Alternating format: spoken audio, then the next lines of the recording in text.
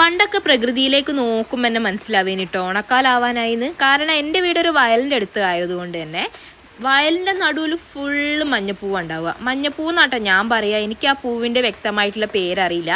അതുകൊണ്ട് തന്നെ ഞങ്ങളെ വീട്ടിലെ പൂത്തറയിൽ മെയിനായിട്ടുള്ള പൂവ് ആ ഒരു പൂവ് തന്നെയാട്ടോ. അങ്ങനെ ഞാനും ചിന്നും കൂടി വേഗം പൂ പറിക്കാൻ വേണ്ടിയിട്ട്, അതും തുമ്പപ്പൂ പറിക്കാൻ. ഞങ്ങളെ വീടിൻ്റെ മുകളിലൊരു ഗാദി ബോർഡ് ഉണ്ടേ.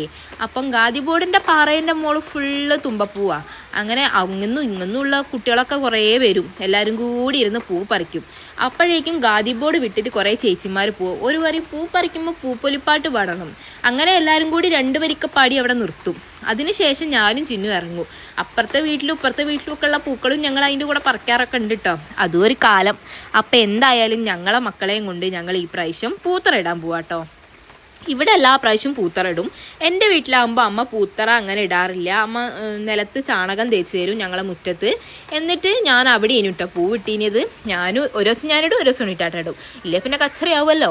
അങ്ങനെ എന്തായാലും ഞങ്ങളെ പൂത്തറ നിർമ്മാണത്തിലേക്ക് കടക്കുകയാണ്. ഞങ്ങളെ മുന്നിൽ ഇപ്രാവശ്യം പുതിയൊരു വ്യക്തിയും കൂടി ഉണ്ട് കേട്ടോ പൂത്തറ ഇടാൻ സഹായിക്കാൻ. വേറെ ആരുമല്ല, ഇപ്പം നിങ്ങൾ കണ്ട അപ്പുക്കുട്ടെ.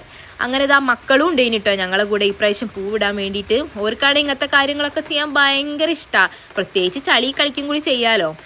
അങ്ങനെ എൻ്റെ പൂത്തറ ഞാൻ ഒരുവിധമൊക്കെ എങ്ങനെയൊക്കെയോ സെറ്റാക്കി പോയി നോക്കുമ്പോൾ ഉണ്ണിമോളജിൻ്റെ അടിപൊളി നല്ല ഫിനിഷിങ്ങോട് കൂടിയൊരു പൂത്തറേനി. എല്ലാവർക്കും ഇഷ്ടപ്പെട്ടില്ലേ? ഇഷ്ടപ്പെട്ട എന്തായാലും വീഡിയോ സപ്പോർട്ട് ചെയ്യണേ.